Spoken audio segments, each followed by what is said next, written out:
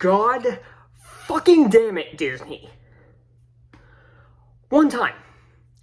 Please, just one time, cool it with your political shit.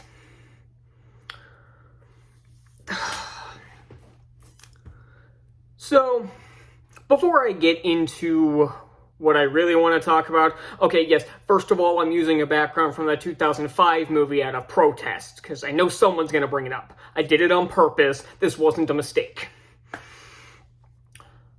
But after the trailer came out, I anticipated Fantastic Four: First Steps being possibly the best film of the year, considering it looked really good, and I might have just put it as the best because it's way better than the other movies.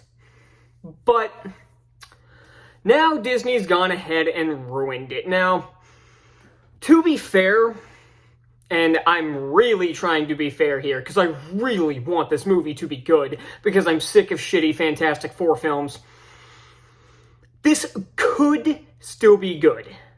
It could be. But not making a strong second impression. The first impression was the teaser trailer, and that looked freaking awesome.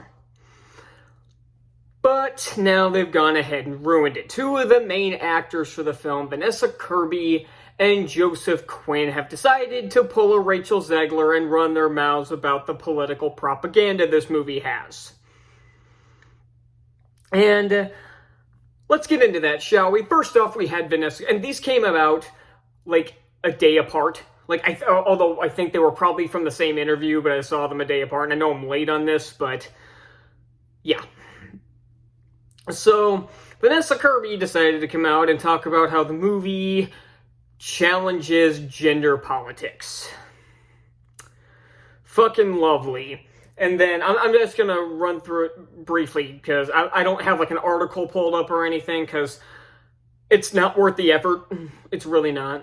But then we had Joseph Quinn, who plays the Human Torch, come out and say that Johnny is not going to be his same womanizing self that he was in the 2005 film. Now, here's the weird thing about this one, is that if he had just kept his fucking mouth shut, I probably wouldn't have even noticed. And you know why? Because the 1994 Fantastic Four film and the 2015 film, both of which are awful, by the way, and I plan to do, like throughout the next couple months before First Steps comes out, I want to dedicate a video to each Fantastic Four film. Maybe I'll just combine the two Tim Story films into one video, I don't know. But I want to try to go through all four of them, because I've never really talked about Fantastic Four on this channel. And I kind of want to change that, so I might do videos on all of them. But obviously, the 94 and 2015 films are awful. Like, pretty much anybody. I've never seen a single person defend the 2015 film. Some defend the 94 version because of the circumstances surrounding it, and I get that. But I've never seen somebody defend the 2015 film, ever. So, yeah, with that out of the way.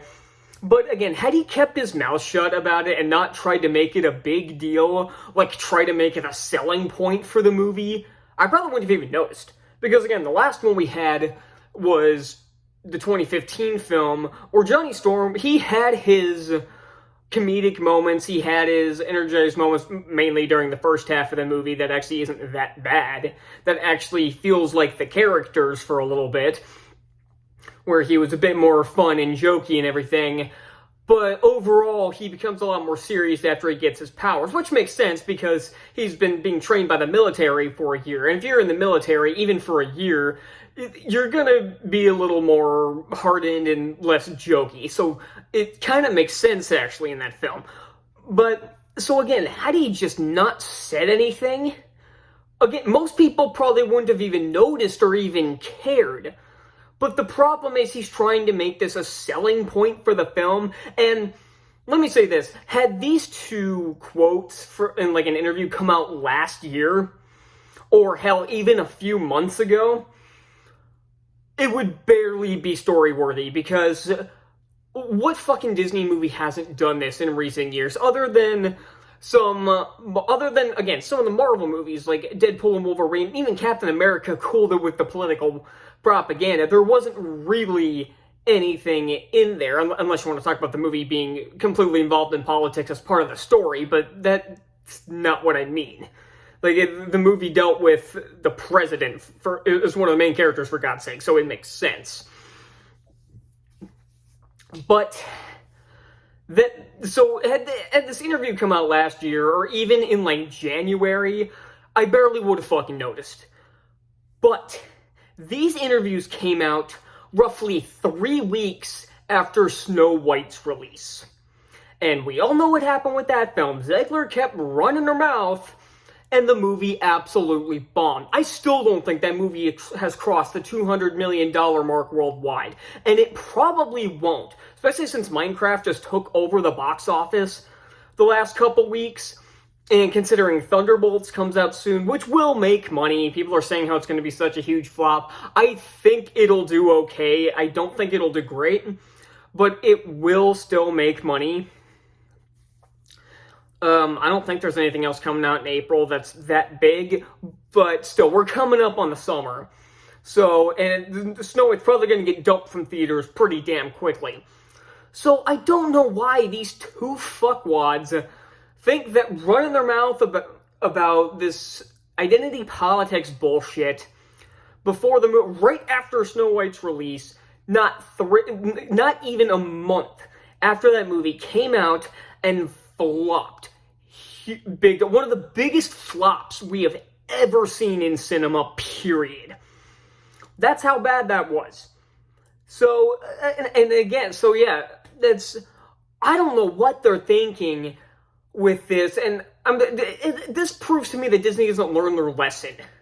Like, had they learned their lesson from Snow White, they would have told the cast to shut their mouth. I'm already not that excited for this film anymore anyway because of Pedro Pascal. I fucking hate Pedro Pascal, especially since recently, where he talked about how much of an icon Rachel Zegler is and stop being mean to her about this. It's like, shut the fuck up. I don't watch that Last of Us TV show, and I never will.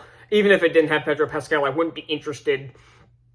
But he's one of the biggest morons in Hollywood, and now these two idiots can't shut the hell up about the identity politics in this film. So my excitement for this film has not exactly gone down the toilet, but, well, it's in the toilet, but it hasn't been flushed just yet, let's put it that way. That's the best thing I can say about it.